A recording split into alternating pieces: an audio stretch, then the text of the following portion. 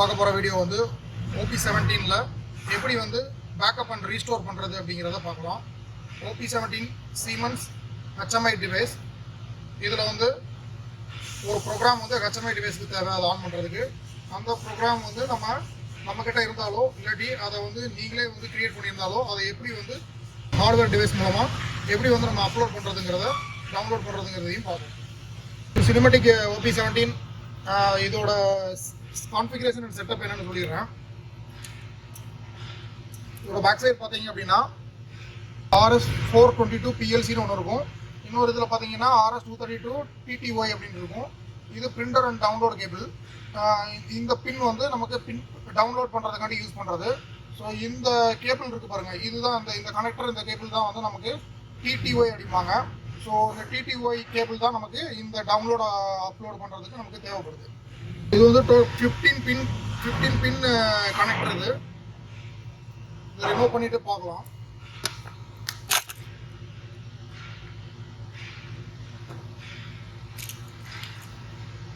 So பின் detail பாருங்கள், இது வந்து 15 பின்னு. இதோட பின் டீட்டெயில் வந்து நான் டெஸ்கிரிப்ஷனில் உங்களுக்கு லிங்க் கொடுக்குறேன், அதில் போய் டவுன்லோட் பண்ணி நீங்கள் வயரிங் பண்ணிக்கலாம்.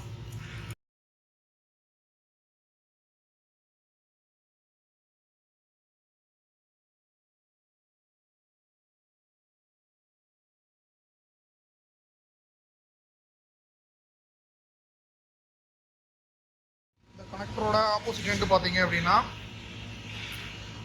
RS232. இது வந்து 9 பின் male and female connector. So இதை தான் நம்ம வந்து இதில் லிங்க் பண்ணியிருக்கிறோம்.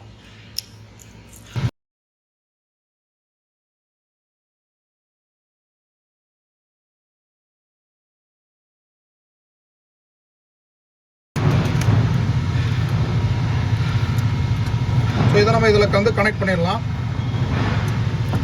இதுக்கப்புறம் நீங்கள் என்ன பண்ணணும்னா, ஸ்க்ரீனில் நம்ம வந்து எரேஸ் பண்ணுறதுக்கு ஆல்ரெடி இருக்கிற ப்ரோக்ராம் வந்து நம்ம எரேஸ் பண்ணணும். ஒரு டிஃபால்ட்டாக அது வந்து ஏதாவது கரெக்டாக இருந்ததுன்னா அந்த ப்ரோக்ராம் நம்ம எரேஸ் பண்ணுறதுக்கு இதில் வந்து என்னென்ன கீ ப்ரெஸ் பண்ணணும்னா, இந்த 2 ஆரோ மார்க்கை ப்ரெஸ் பண்ணிக்கோங்க. இந்த 2 ஆரோ மார்க்கு, அது கூட இந்த எஸ்கேப், இதை வந்து ப்ரெஸ் பண்ணிவிட்டு ஸ்க்ரீனை ஒரு டைம் ஆஃப் ஆன் பண்ணுங்கள். இதுதான் வந்து எரேஸ் பண்ணுற ப்ரொசீஜர். சப்போஸ் எரேஸ் பண்ண வேண்டாம், ஒன்லி வந்து ரெடி ஃபார் ட்ரான்ஸ்ஃபர் மோடு, இந்த மோடு வரணும் அப்படின்னா அதுக்கு நீங்கள் என்ன பண்ணணும்னா இந்த அப் பட்டன் அமுத்திக்கோங்க, அதுக்கப்புறம் எஸ்கேப் அமுத்திக்கோங்க. இது ரெண்டையும் அமுத்தி பிடிச்சிட்டு ஒரு தடவை HMI வந்து சுவிட்ச் ஆஃப் பண்ணிவிட்டு திரும்ப ஆன் பண்ணுங்கள்.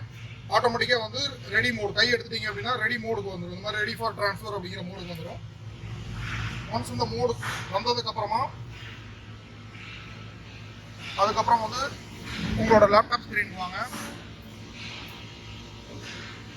ஸோ இங்கே நீங்கள் பண்ண வேண்டியது ப்ரோ CS ஒரு சாஃப்ட்வேர். இந்த சாஃப்ட்வேர் வந்து உங்கள் லேப்டாப்பில் இருக்கணும்.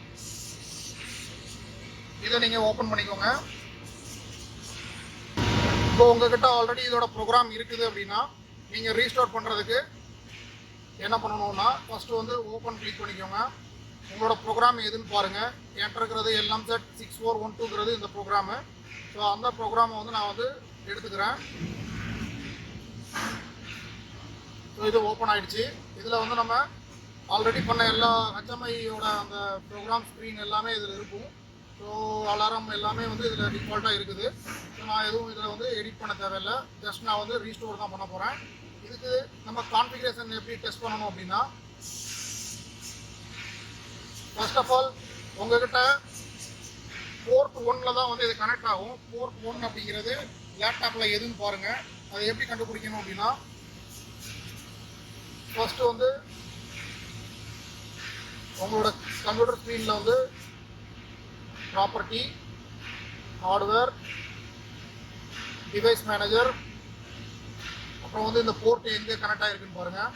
இது ஆக்சுவலாக காம் போர்ட் 1ல் தான் கனெக்ட் ஆகிருக்குது. சப்போஸ் காம் போர்ட் 1 வந்து நாட் ஓகே, அதாவது உங்களுக்கு வந்து காம் போர்ட் 1ல் இல்லை, காம் போர்ட் 4 அல்லது 5 அப்படின்னு இருக்குது அப்படின்னா காம் போர்ட்டை கிளிக் பண்ணுங்கள்.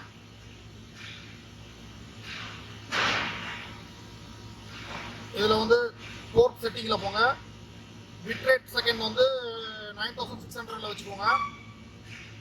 அட்வான்ஸ் செட்டிங்கில் போயிட்டு காம் போர்ட்டு 4ல் இருந்தால் ஜஸ்ட் வந்து 1 கிளிக் பண்ணி அதுக்கப்புறம் வந்து ஓகே கொடுங்க. அதுக்கப்புறம் ஓகே கொடுங்க. ஸோ நெக்ஸ்ட் இதை க்ளோஸ் பண்ணிவிட்டு செட்டிங் வந்து நமக்கு கான்ஃபிகரேஷன் போர்ட் செட்டிங் வந்து ரெடி ஆயிடுச்சு. ஸோ இதுக்கப்புறம் ஸோ இதில் ஃபைலில் வந்தீங்கன்னா இந்த இடத்துல டவுன்லோட் அப்படின்னு ஒரு ஆப்ஷன் இருக்கும். இதில் போயிட்டு ஸ்டார்ட் ப்ராஜெக்ட்னு இருக்கு பாருங்கள், இதை வந்து நீங்கள் கிளிக் பண்ணணும். இதுக்கு முன்னாடி நான் உங்களுக்கு இன்னொரு விஷயம் சொல்லிடுறேன். இப்போது நமக்கு வந்து சீரியல் போர்ட் வந்து நீங்கள் வாங்குறீங்க இல்லையா, அது கூட வந்து ஒரு சிடி கொடுத்துருப்பாங்க. இந்த மாதிரி ஒரு சிடி கொடுத்துருப்பாங்க. இந்த சிடியில் தான் வந்து அந்த சீரியல் போர்ட்டோட டிரைவர் இருக்கும். சப்போஸ் உங்களுக்கு சில சீரியல் போர்ட்டை சப்போர்ட் பண்ணலைன்னா உங்கள் சிடியை வந்து ரிப்பேர் கொடுத்து அதுக்கப்புறம் வந்து நீங்கள் அதை உங்கள் சிடியில் இருக்கிற ஃபைல்ஸை வந்து திரும்பவும் ஒரு தடவை ரன் பண்ணுங்கள், இன்ஸ்டாலேஷன் பண்ணுங்கள். அதுக்கப்புறம் வந்து ஆட்டோமேட்டிக்காக ஒர்க் ஆகும். டவுன்லோடுங்கிற பேஜுக்கு போங்க, ஸ்டார்ட் டவுன்லோடுங்கிறது போங்க.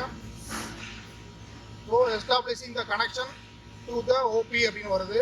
ட்ரான்ஸ்ஃபர் த லோடர் அப்படின்னு காட்டுது. ஸோ ஆட்டோமேட்டிக்காக ட்ரான்ஸ்ஃபர் ஸ்டார்ட் ஆகிருக்குது. எஸ்டிமேட்டட் டைம் எவ்வளோன்னு பார்த்து நம்ம வெயிட் பண்ண வேண்டியிருக்கும். கரண்ட் ஓபி கான்ஃபிகரேஷன் வந்து ப்ராஜெக்ட் அப்படின்னு வந்துருச்சு. இப்போ நம்ம வந்து ஓகேன்னு கொடுத்துடலாம். கொடுத்தோம் நமக்கு வந்து டேட்டா ட்ரான்ஸ்ஃபர் ஸ்டார்ட் ஆயிரும். ஸோ இதுக்கப்புறம் வந்து ரிமைனிங் டைம் எவ்வளோ அப்படின்னு காட்டும், அது வரைக்கும் நம்ம வெயிட் பண்ணுவோம்.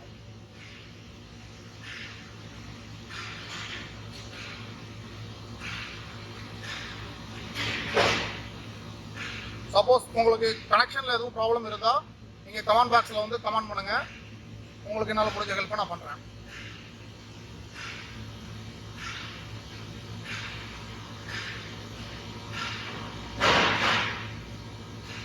ஸோ இதோட எஸ்டிமேட்டட் ரிமைனிங் டைம் வந்து 2 minutes காட்டுது. நம்ம ஆக்சுவலாக போயிட்டு இருக்கிற பாட் ரேட் ஸ்பீடு வந்து 38,400 பாட் ரேட் ஸ்பீடில் வந்து இப்போ போயிட்டு இருக்குது.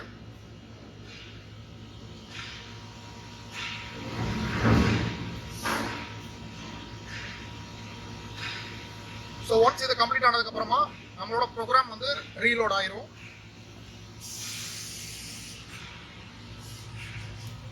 இங்கே பார்த்தீங்கன்னா தெரியும், இந்த ஸ்க்ரீனில் வந்து ரெடி ஃபார் ட்ரான்ஸ்ஃபருங்கிற இடத்துல ஒரு பார் வந்து மூவ் ஆகிட்டு இருக்குது. இது வந்து டிரான்சாக்ஷன் நடந்துகிட்டு இருக்குன்னு அர்த்தம். ஸோ இப்படி தான் வந்து இது இன்டர்ஃபேஸ் ஆகும்.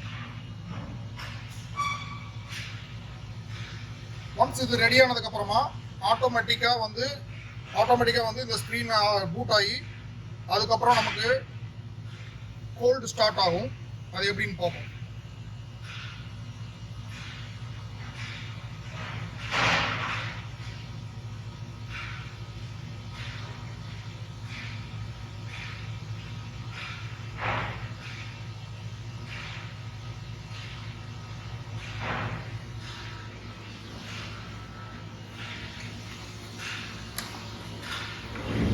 ஸோ இன்னும் 1 minute இருக்கிற மாதிரி காட்டுது. So 13 seconds remaining. இப்போ நம்ம ஸ்க்ரீனில் பார்த்தா நம்மளோட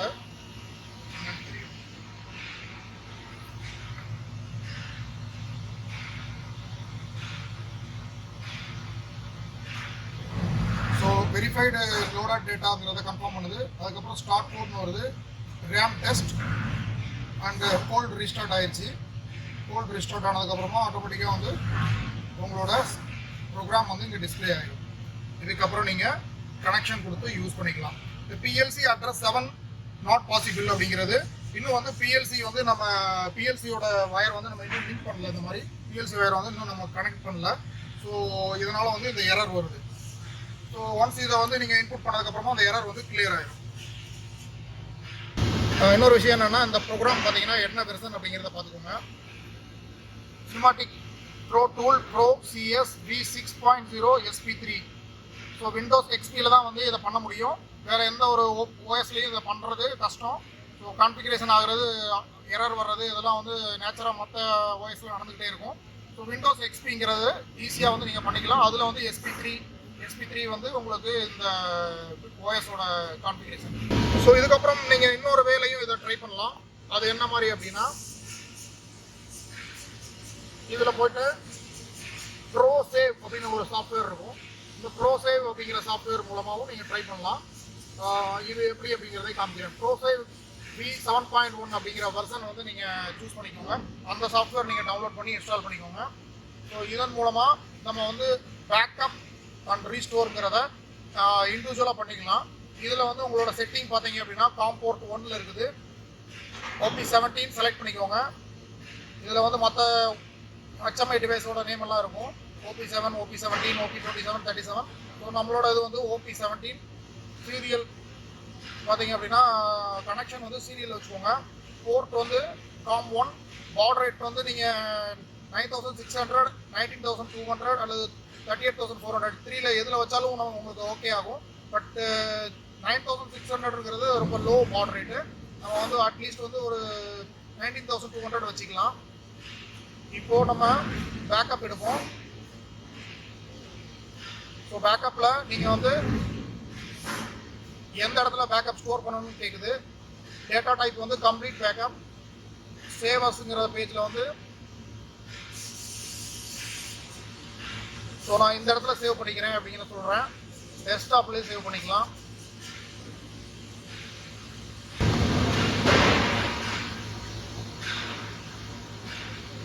ஸோ அதுக்கப்புறம் ஸ்டார்ட் பேக்கப் அப்படின்னு கொடுங்க. சேம் இதே மாதிரி நமக்கு இந்த பார் வந்து கம்ப்ளீட் ஆனதுக்கப்புறமா பேக்கப் வந்து உங்களோட டெஸ்க்டாப் வந்துடும்.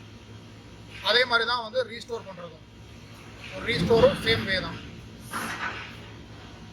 ஸோ தேங்க்ஸ் ஃபார் வாட்சிங். அடுத்த வீடியோவில் வேறு ஒரு சீமென்ஸ் அல்லது ஃபனுக் பற்றின ஒரு நல்ல ஒரு சப்ஜெக்டோட அடுத்த வீடியோவில் பார்க்குறேன். தேங்க்ஸ் ஃபார் வாட்சிங்.